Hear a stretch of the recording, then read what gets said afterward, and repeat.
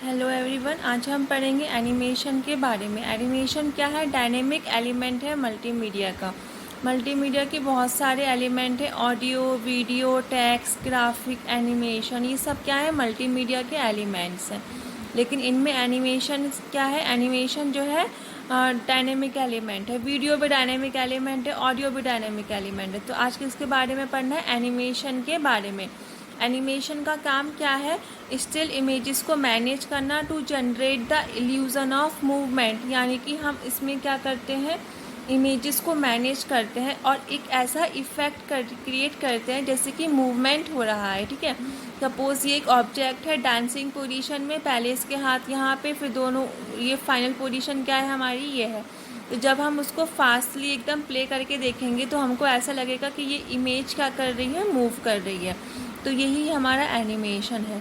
Animation में हम क्या करते हैं? स्टिल इमेजेस को मैनेज करते हैं और क्रिएट करते हैं एक मूवमेंट कि हमारा क्या हो रहा है? मूवमेंट हो रहा है, एक ऐसा इल्यूज़न क्रिएट करते हैं। इसके थ्रू हम क्या कर सकते हैं? डिज़ाइन कर सकते हैं, ड्रॉ कर सकते हैं, लेआउट बना सकते हैं और अलग अलग फोटोग्राफिक सीक्वेंसेस को कंबाइन कर सकते हैं और उसको अलग अलग फील्ड्स में, जैसे गेमिंग है, ई लर्निंग है, मेडिकल है, उसको हम वहाँ पे यूज़ कर सकते हैं। अब एनिमेशन में सिर्फ और सिर्फ ऑब्जेक्ट ही मूव नहीं करना चाहिए, बल्कि ऑब्जेक्ट तो मूव करेगा ही करेगा, लेकिन साथ में उसका बैकग्राउंड कैसा है? बैकग्राउंड अगर ज़रूरी है चेंज करना तो हमको वो भी दिखाना पड़ेगा हर एक फ्रेम के साथ साथ। ठीक है, ऑब्जेक्ट भी मूव करेगा, उसका फ्रेम का बैकग्राउंड भी चेंज होगा, उसका कलर भी चेंज होएगा। उसके लिए हम क्या करेंगे? अलग अलग CBT, कंप्यूटर बेस्ड टेक्निक्स का इस्तेमाल करते हैं, जिसके थ्रू हम अपने एनिमेशन को बहुत ही इफ़ेक्टिव क्रिएट कर सकते हैं। ठीक है, जो पर्सन एनिमेशन बनाता है उसको क्या कहा जाता है? एनिमेटर। अब एक इम्पॉर्टेंट टर्म है एनिमेशन में, की फ्रेम। की फ्रेम क्या होता है? की फ्रेम एक ऐसा फ्रेम है जहाँ पे हम अपने एनिमेशन में होने वाले चेंजेस को डिफ़ाइन करते हैं। ठीक है, की फ्रेम एक ऐसा टेक्निक है जिसके थ्रू, यानी कि फ्रेम्स होते हैं, हम ये डिफ़ाइन करते हैं कि हमारे एनिमेशन में मेजर चेंजेस कहाँ कहाँ आने वाले हैं। ठीक है, इसके थ्रू हम अपने ऑब्जेक्ट का size, shape, colour, property, direction, वो सब डिफ़ाइन करते हैं। सपोज़ करिए ये एक डोर है, इसके आगे बॉल रखी है। ठीक है, और हमारे पास में ये एक और डोर है। ठीक है, ये डोर है। अब मेरे को ये बॉल यहाँ से मूव करवा के यहाँ लेके आनी है, ताकि ये इनिशियल से फाइनल पोजीशन कहाँ आ जाए? बॉल के यहाँ आ जाए। उसके लिए एक तो मैंने, अब ये अगर एनिमेशन है, अब ये इमेज ही तो है, ये एक इमेज है, ये दूसरी इमेज है। अब इस तरीके से आप ये समझो कि हमें क्या करना है? मूव करते हुए उसको शो करना है। तो हमने फ्रेम्स होते हैं। ठीक है, कोई भी वीडियो को हम डिवाइड करते हैं तो किस में डिवाइड करते हैं? फ्रेम्स में। तो फ्रेम हमने क्या करा कि ये इनिशियल पोजीशन तो हमने इसकी दिखा दिया। अब हमने उसको गाइड मोशन क्रिएट कर दिया कि गाइड मोशन क्या है?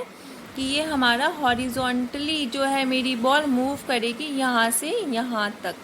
ठीक है, अब दिखा के फाइनल पोजीशन कहाँ पे? यहाँ पर आ जानी चाहिए। एक तो मैंने ये फ्रेम डिफ़ाइन कर दिया और एक ये वाला फ्रेम डिफ़ाइन कर दिया।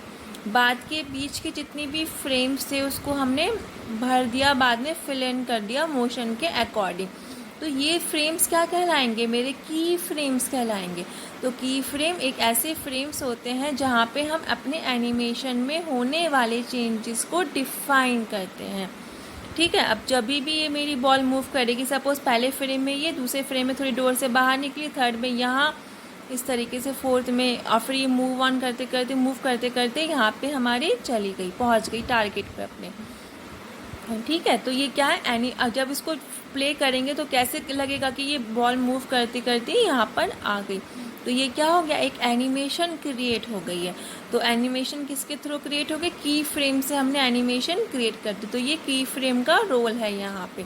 अब एनिमेशन दो टाइप का होता है, एक तो होता है 2D एनिमेशन और एक होता है 3D एनिमेशन। जैसे बॉल होती है सिंपली, तो वो किसका एग्जाम्पल है? 2D एनिमेशन का। ठीक है, और 3D एनिमेशन कोई भी आपका बॉक्स। ठीक है, या एक इमेज देख लेते हैं, उसके थ्रू हम बहुत ही आसानी से उसको समझ लेंगे। जैसे कि हमारे पास ये एक इमेज है। ठीक है, अब इसमें क्या है हमारे पास में, ये तो 2D व्यू है इसका, ठीक है, और ये क्या है 3D व्यू है, क्योंकि ये बहुत हमको रियल लग रही है एकदम। और इसमें हम कैसे डिफाइन कर रहे हैं, उसकी लेंथ से और उसकी विड्थ से। उसमें हम लेंथ भी है, विड्थ भी है और उसकी डेप्थ भी है। तो ये रियल नहीं है इतना इमेज, और वो सेकेंड इमेज कैसी है हमारी, रियल लग रही है, ठीक है। अब आइए देखते हैं इसके बारे में। तो 2D एनिमेशन क्या है, जब भी मेरा कोई कैरेक्टर या फिर इन्वायरमेंट, ठीक है, कोई कैरेक्टर या फिर इन्वायरमेंट जो उसके पीछे का बैकग्राउंड है, अगर वो 2 डायमेंशनल स्पेस में, टू डायमेंशनल स्पेस में ही चेंज हो रहा हो, मूव हो रहा हो, तो उसको क्या बोलेंगे, 2 डायमेंशनल एनिमेशन। और जब हमारा एनिमेशन 3 डायमेंशनल स्पेस में चेंज हो रहा है, यानी जब हमारा कोई भी ऑब्जेक्ट या उसका बैकग्राउंड 3D स्पेस में चेंज हो रहा हो, तो वो क्या होगा, 3D एनिमेशन होगा, ठीक है। 2D एनिमेशन जैसे हम ड्राइंग करते हैं सिंपली वहाँ से शुरू होता है, ठीक है, और इसमें हम सॉफ्टवेयर का यूज़ करते हैं जिसके थ्रू हम अपने ऑब्जेक्ट को बहुत ही ज़्यादा रियल उसको शो करवा सकते हैं, ठीक है। और 3D एनिमेशन में हम क्या करते हैं, उसको रियल क्रिएट करने के लिए हम उसको क्या कहते हैं, ह्यूमन लाइक फीचर्स प्रोवाइड करते हैं। कोई भी सपोज जैसे हमने अभी देखा था कार्टून का व्यू, 3D व्यू, तो उसमें क्या था, एक हमने 3D व्यू क्रिएट करा था जिसमें हमने क्या करा था, उसको ह्यूमन लाइक फीचर्स दिए थे, उसमें अपनी बोन्स और इसका स्ट्रक्चर इस तरीके से हमने क्रिएट करा था, ठीक है। तो 2D एनिमेशन क्या होता है, इतना कॉस्टली नहीं होता है, और 3D एनिमेशन ज़्यादा कॉस्टली हमें होता है, ठीक है। ये जैसे कि एक इसके थ्रू हमने दिखाने की कोशिश करी है इसमें। अब 2D एनिमेशन है तो हम इसके कैरेक्टर को मेज़र कर सकते हैं सिर्फ और सिर्फ उसकी हाइट से और उसकी जो है विड्थ से, और लेकिन 3D एनिमेशन में हम क्या कर सकते हैं, ठीक है, 2D एनिमेशन में हाइट से और विड्थ से, और 3D में क्या कर सकते हैं, हाइट भी है, विड्थ भी है और एक डेप्थ भी है, ठीक है। इस तरीके से हमने दिखा रखा है इसमें। 2D एनिमेशन में जो कॉस्ट होती है वो कम लगती है, क्योंकि ये सिंपली स्केचिंग से शुरू होता है और सॉफ्टवेयर का इस्तेमाल कर लेते हैं, जिससे हमारी इमेजेस जो है थोड़ी वो अच्छी लगती है, हमारा एनिमेशन अच्छा लगेगा। लेकिन 3D एनिमेशन कॉस्टली होता है, क्योंकि हमको रियलिस्टिक व्यू देना है अपने यूज़र्स को, तो इसके लिए हम अलग अलग रेंडरिंग सॉफ्टवेयर का इस्तेमाल करते हैं, ठीक है, जिससे कि हमको क्या लगे 3D व्यू प्रोवाइड हो सके। मॉडलिंग के लिए, टेक्सचरिंग, लाइटनिंग के लिए अलग अलग सॉफ्टवेयर हमारे यूज़ होते हैं, ठीक है। अब 2D एनिमेशन जो है हमारा रियलिस्टिक लुक नहीं देता है ना, क्योंकि ये 2D व्यू में है, इसमें कोई डेप्थ नहीं है।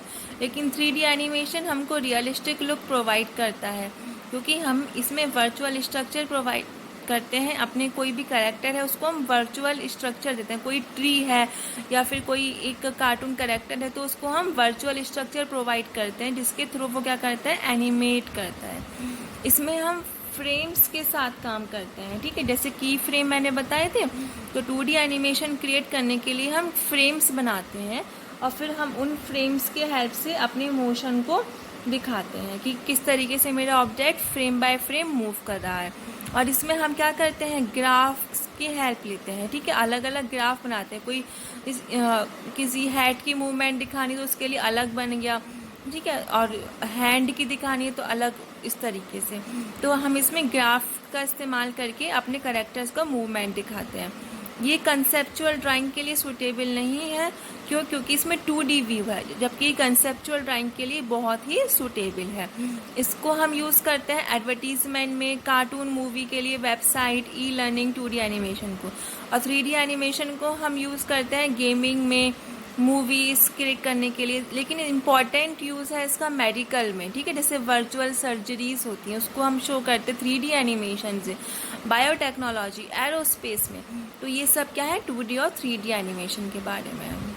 Okay, thank you.